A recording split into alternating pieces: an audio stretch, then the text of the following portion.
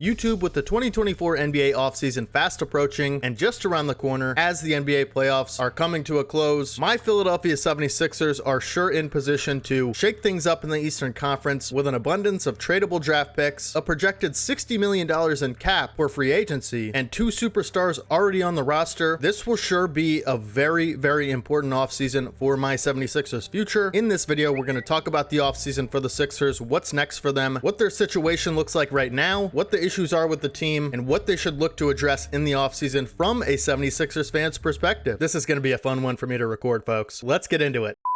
So before we get into, any future moves, there's big stars that are rumored to be going to the Sixers and a lot of things they can do with their assets and stuff like that. Before we get into that, I do want to talk about what their situation looks like going into the offseason. In other words, let's take some inventory on what the Sixers have, could potentially lose, everything, in the palm of their hands right now in this offseason. So if you guys didn't know why the Sixers are going to have a projected $60 million in cap space over free agency is because there's only 3 players under contract for the 2025 season already on the Sixers roster. Those players being Joel Embiid, Tyrese Maxey, and backup center Paul Reed, where Tyrese Maxey is set to receive a rookie max contract, which might end up looking something like 5 years, $220 million. All that being said, the Sixers should have $60 million in cap space to be able to use in free agency. Now, we're going to get into what they could use that cap space on. Are they going to retain anybody? Because, this could be some good players walking out the door in free agency for my Sixers if they choose not to re-sign anyone on the roster other than those 3 guys. I just want to do a quick rundown on who is supposed to be an unrestricted free agent, and then we'll talk about which one of those players, if any, are the Sixers maybe looking to re-sign. So as I mentioned, Joel Embiid, Paul Reed, and Tyrese Maxey will be on the roster in 2025. It's actually 4 players. I forgot to mention Ricky Council, who I love as a player. We'll talk about him in a little bit maybe, but Ricky Council, the 4th, did sign an extension. So I believe it is non-guaranteed though, so he also could be not coming back. We'll see, but Ricky Council is currently under contract for 2025. The players that are set to be unrestricted free agents are, get ready because this can be a long list, folks: Mo Bamba, Nick Batum, Robert Covington, Jeff Doughton Jr., Tobias Harris, Buddy Hield, Kyle Lowry, KJ Martin, DeAnthony Melton, Kelly Oubre Jr., Cameron Payne, Terquavion Smith, and DJ Wilson. Obviously, I mentioned some good players right there, guys like DeAnthony Melton and Kelly Oubre Jr., Buddy Hield, Tobias Harris. These guys are all expected to get pretty sizable contracts in free agency, as they are pretty serviceable role players, all 4 of those guys, who can add a lot to a championship level team. We'll talk about, maybe retaining some of these guys in a little bit, but let's address the needs of this team, and then we can try to fill the roster around it with the assets we have. Let's play Daryl Morey's role, and let's play GM a little bit here in this video. So in my opinion, watching every Sixers game as close as I possibly can this season and every season, the clear obvious thing the Sixers need with their core of Joel Embiid and Tyrese Maxey is a 3rd option, a 3rd star who can create their own shot and hopefully be a 2-way wing, someone that can handle the ball and generate offense for the team and themselves when needed.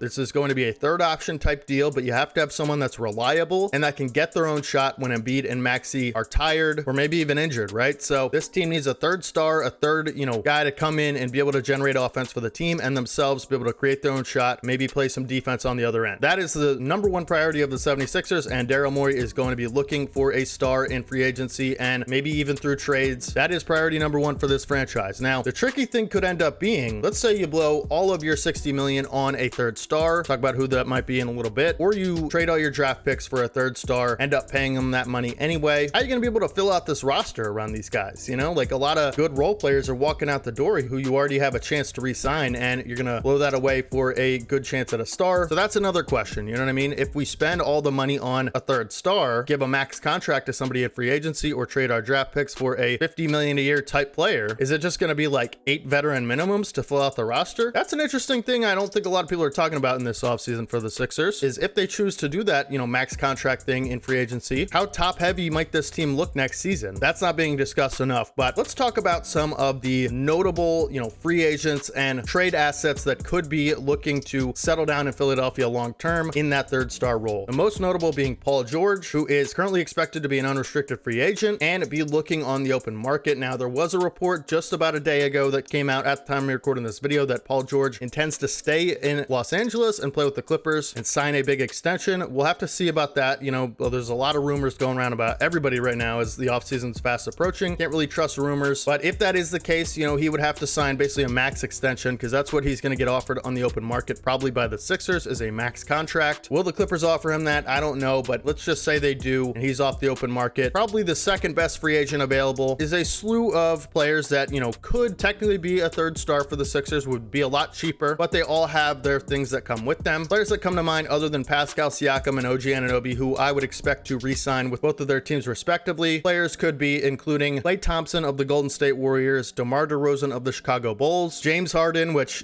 that's not happening, and kind of just more players like that, guys that are maybe older, exiting their prime, that still can put up solid production, maybe as a number 3, but it's not as a sure thing, and maybe they're not quite as dynamic as a guy like Paul George. Obviously, DeMar DeRozan is an intriguing guy for me because he would cost less money than Paul George, but the fit with the Sixers wouldn't necessarily be the best in my opinion, as I think the Sixers' third option would have to be someone that can play off the ball really well offensively and be a really knockdown shooter from the three-point line, I'm saying, which DeRozan is not. So, I think the guy would have to be able to play off the ball, like I said, with Maxey and Embiid, having the ball so much, especially Maxey generating the offense. And this guy would have to come in and, be able to spot up and hit a lot of threes consistently, but also be able to get a bucket when you need it. That's not really DeMar DeRozan's game. And quite frankly, he's not the best defender. He's 34 years old, still a great player, but just doesn't fit the team very well, in my opinion. He would cost less money than Paul George, but not so thrilled about the fit if that was the guy they ended up getting. Paul George, we'll have to see what happens with that, but the news about, him wanting to return to the Clippers is not a great sign if you're a Sixers fan, which I am, because that's the hot ticket item on the market. The Knicks are in play as well for Paul George apparently, but we'll have to see about that. One thing's for sure, what he decides to do could end up shaking up the entire Eastern Conference. So gotta be interesting, man. The Sixers, if I'm Paul George, and I'm trying to be unbiased here, but I think that's probably my desired destination. The Knicks would have to let OG Anunoby go or trade for Paul George to a sign and trade, because they can't retain Anunoby and Paul George through free agency. They'd have to give something up contract wise to be able to get him. The Sixers are able to offer him the most money, total max contract. They can just hand it over to him and then fill out the rest of the roster accordingly. And if I'm Paul George, that's probably the best scenario. You get the most money you possibly can, max contract, you get a team that's ready to contend right now, and all you got to do is be the third star. I'm in if I'm Paul George, but it's not as sunny as LA, you know what I mean? But it is definitely an enticing offer, right? Some trade scenarios have, been rumored with the 76ers, obviously having quite a few draft picks from the James Harden trade, including the 16th overall pick in the 2024 NBA draft, which could be a valuable asset as the draft approaches near. That's a pretty good pick. That's right outside the lottery. So if they can maybe shop that around, or, look at teams that are maybe willing to trade a superstar, star type player for a lot of draft picks, the Sixers are definitely an option, right? Players, involved in trade rumors include Jimmy Butler, who that would just be a really fun story, but similar to DeRozan, he's getting up there in age. He's going to want a lot of, money and influence over the organization. And honestly, from a skill set perspective, just doesn't fit the team very well, similar to DeRozan. Jimmy Butler isn't a great three-point shooter, won't even attempt a lot of threes like DeRozan, is a great competitor and great playoff riser and a great leader in my opinion. And he would add a lot of,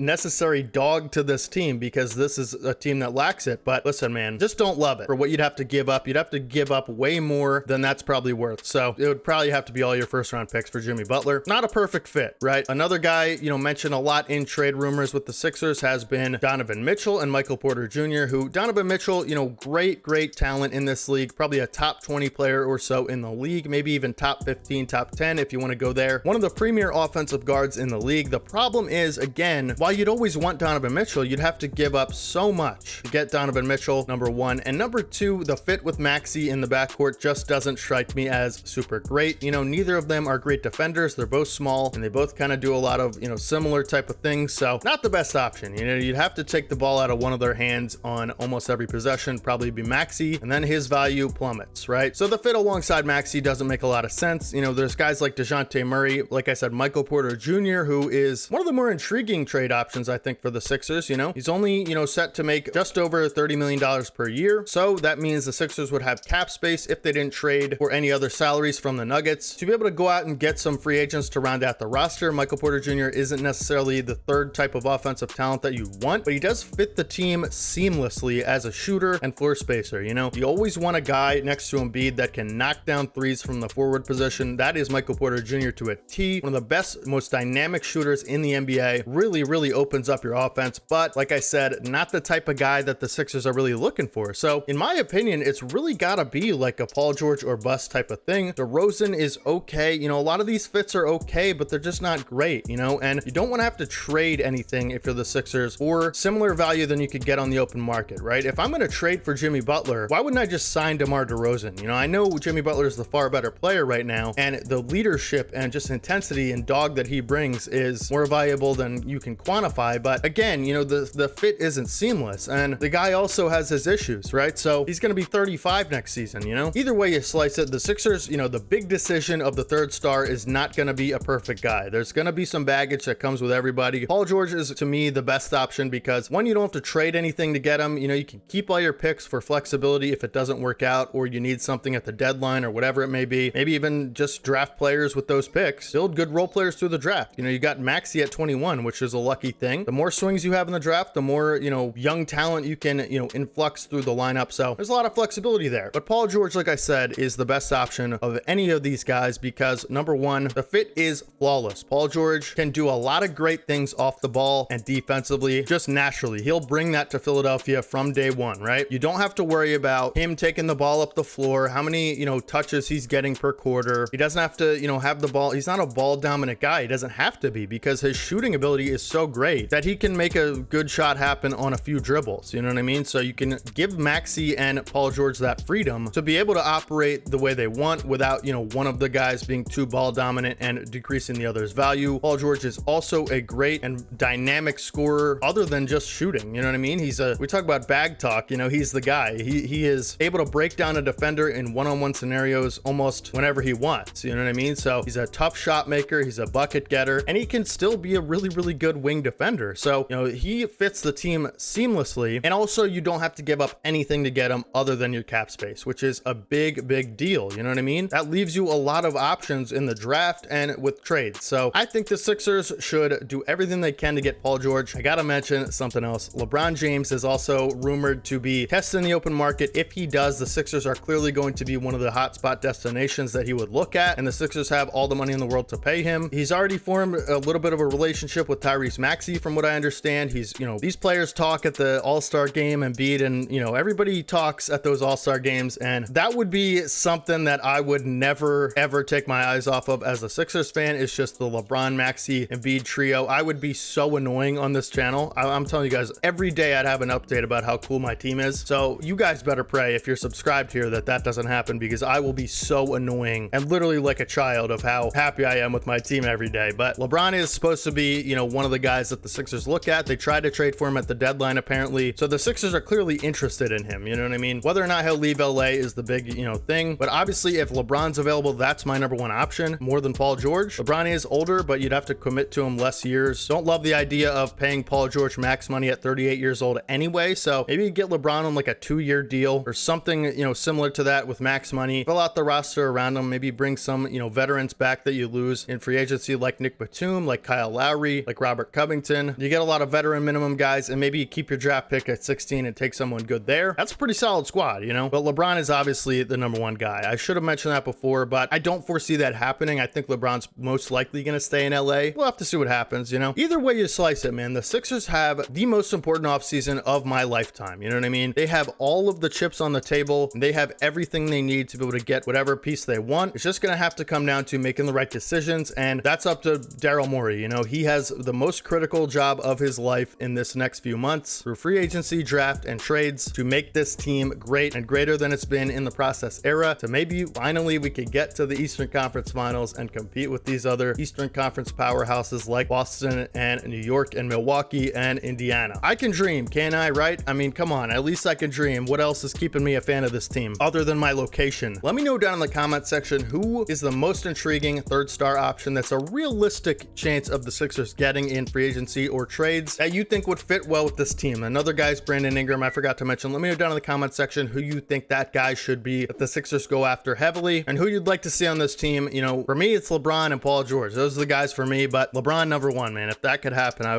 would be so annoying, man. Hope you guys enjoyed the video. Make sure you guys drop a like. We upload content like this every single day on this channel, not just Sixers stuff, although I probably do talk about them a little too much much. Sorry about that. But we cover topics just like this. We might even be doing a video about your favorite team coming up here soon anyway. So make sure you guys drop a like on the video if you guys enjoyed it. Helps new people find the channel, and make sure you guys subscribe if you guys don't want to miss any more content just like this. We cover off-season stuff. We're covering playoff stuff. We're covering broad topics of just, you know, I got a lot of exciting things planned for the channel coming up. So every day on this channel, we upload basketball content. I am a diehard NBA fan, diehard Sixers fan, and it's gonna be an interesting offseason, man. Hopefully you guys are excited and as nervous as I am for it. The future hangs in the balance of this team. Hopefully you guys have a great rest of your day today, and hopefully your team is projected to have as good of an offseason as mine is. I'll catch you guys in the next one. This is your boy D-Have, and as always, peace.